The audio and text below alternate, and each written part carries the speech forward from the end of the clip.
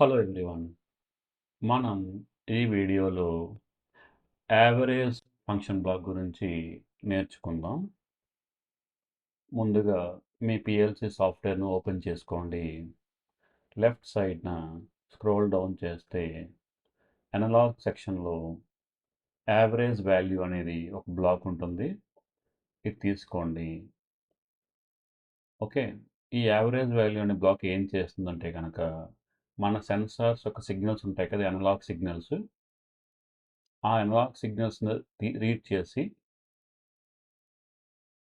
తర్వాత మనం చెప్పిన టైంలో, అంటే ఒక 1 మినిట్‌లో గానీ, ఒక 1 అవర్‌లో గానీ, 1 డేలో గానీ, 10 సెకండ్స్‌లో గానీ, ఒక టైమ్ పీరియడ్‌లో శాంపిల్స్ అనేవి కలెక్ట్ చేసుకొని మన అనలాగ్ సిగ్నల్ నుంచి, దాని నుంచి యావరేజ్ వాల్యూ క్యాలిక్యులేట్ చేస్తదనమాట.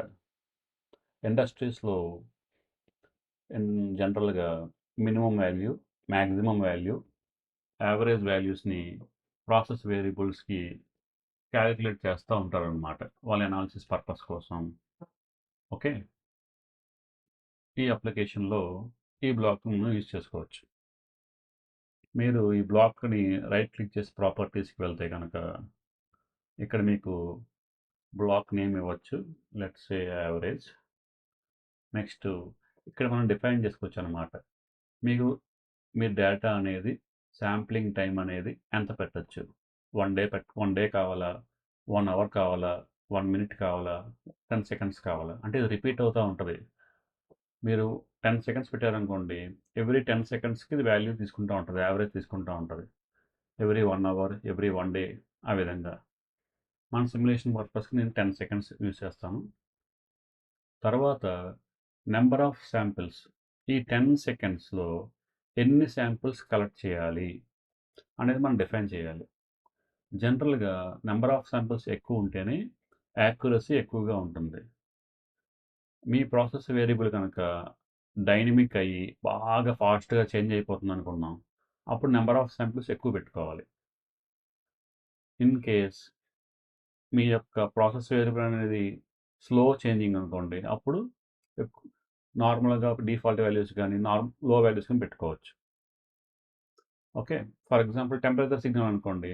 టెంపరేచర్‌కి జనరల్‌గా స్లో చేంజింగే ఉంటుంది. ఫాస్ట్‌గా చేంజ్ అవ్వదది. ఓకే. అప్పుడు నంబర్ ఆఫ్ శాంపిల్స్ ఎక్కువ అవసరం లేదు. ప్రెషర్ సిగ్నల్ అనుకుందాం, ఫ్లో సిగ్నల్ అనుకుందాం. వీటిలికి నంబర్ ఆఫ్ శాంపిల్స్ ఎక్కువుండాలి. అప్పుడే మనకి యాక్యురసీ ఎక్కువగా ఉంటుంది. రైట్? సో, టెస్టింగ్ పర్పస్ నేను 10 ఎంటర్ చేస్తాను. నాకు 10 సెకండ్స్‌లో 10 శాంపిల్స్ కలెక్ట్ చేసి, దాన్ని యావరేజ్ చేసి నాకు చూపించాలనమాట. ఓకే ప్రెస్ చేయండి. ఓకే. ఇప్పుడు ఈ బ్లాక్‌కి 3 ఇన్‌పుట్స్ ఉన్నాయిక్కడ. ఈఎన్ అంటే ఎనేబుల్. ఈ బిట్ ఆన్‌లో ఉంటేనే ఈ బ్లాక్ పనిచేస్తది. ఆర్ అంటే రీసెట్. ఇది ఆన్ అయితే అవుట్‌పుట్ 0 అయిపోద్దనమాట. ఏఎక్స్ అంటే మన అనలాగ్ ఇన్పుట్. మన సెన్సార్ సిగ్నల్. ఇది అవుట్‌పుట్ వాల్యూ. Analog output. ముందుగా ఒక ఇన్పుట్ తీసుకుందాం. నేను I3 తీసుకుంటాను. ఓకే. దీని కామెంట్ ఇద్దాం. ఇది ఎనేబుల్. ఓకే. దీన్ని కనెక్ట్ చేద్దాం. ఓకే. నెక్స్ట్ ఇంకొక డిజిటల్ ఇన్పుట్ తీసుకుందాం. నేను I4 యూజ్ చేస్తాను. మీరు ఏ ఇన్పుట్ అయినా యూజ్ చేసుకోవచ్చు. I4 వాడక్కర్లేదు. నేను I4 యూజ్ చేస్తున్నాను. ఓకే. రీసెట్. ఇది నా రీసెట్ బిట్ ఇది.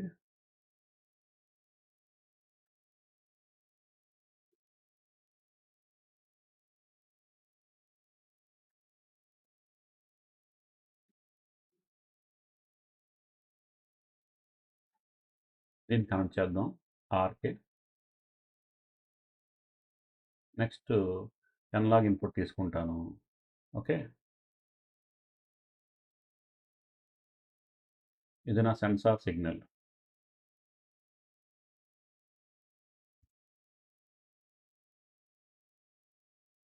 దీన్ని నేను కనెక్ట్ చేస్తాను ఏఎక్స్‌కి.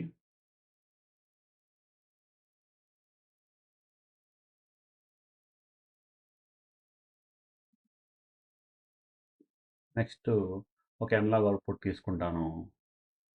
దీన్ని మన అవుట్పుట్ కనెక్ట్ చేస్తాను. ఓకే. తర్వాత మన పిఎల్సి హార్డ్వేర్ తీసుకుందాం. దీనికి మనం డౌన్లోడ్ ఇద్దాం. ఈ ఐకాన్ ప్రెస్ చేయండి. ఇది పీసీటీ లోగో అనమాట. మీ దగ్గర హార్డ్వేర్ లేకపోతే కనుక మీరు సిమ్యులేషన్ యూజ్ చేసుకుని మీరు ఈ ప్రోగ్రామ్ టెస్ట్ చేసుకోవచ్చు. ఓకే. మన ఛానల్ని సబ్స్క్రైబ్ చేసుకోండి, వీడియోస్ని లైక్ చేయండి, మీ ఫ్రెండ్స్తో షేర్ చేసుకోండి. ఇప్పుడు నేను ఆన్లైన్కి వెళ్తాను. ఈ ఐకాన్ ప్రెస్ చేసి మన తెలుగు సోషల్ ఛానల్స్ కూడా క్రియేట్ చేసాము. వాటిని కూడా మీరు ఫాలో అయితే కనుక మీకు ఇమీడియట్గా అప్డేట్స్ వస్తూ ఉంటాయి. ఓకే. మనం ఇప్పుడు సారీ బయటకు వచ్చేసాం. మళ్ళీ క్లిక్ చేయాలి ఆన్లైన్.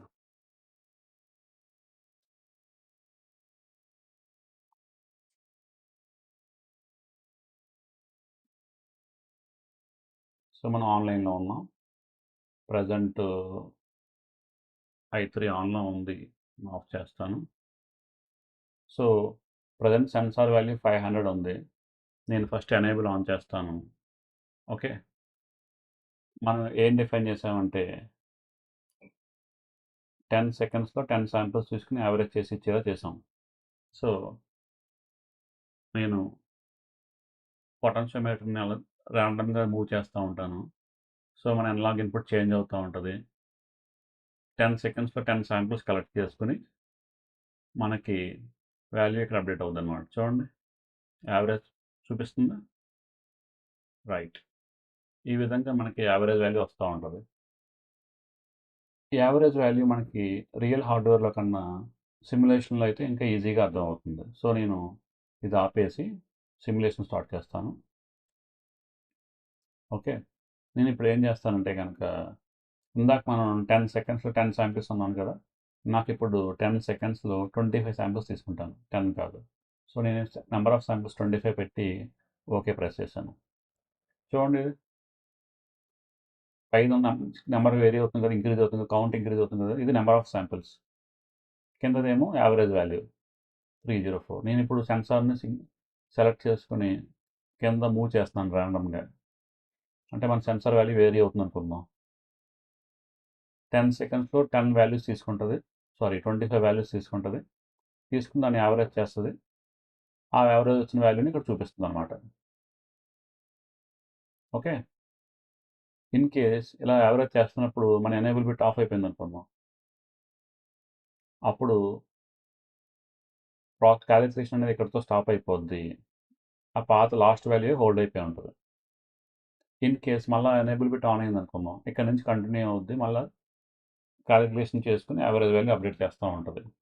ఇన్ కేస్ రీసెట్ కనుక ఆన్ అయితే కనుక i4 అవుట్పుట్ 0 అయిపోద్ది. రీసెట్కి హై ప్రయారిటీ. ఎనేబుల్ బిట్ ఆన్లో ఉన్నా కూడా రీసెట్ ఆన్ అయితే కనుక అవుట్పుట్ 0 అయిపోద్ది. మళ్ళీ రీసెట్ ఆఫ్ చేస్తాను, మళ్ళీ స్టార్ట్ అవుతుంది.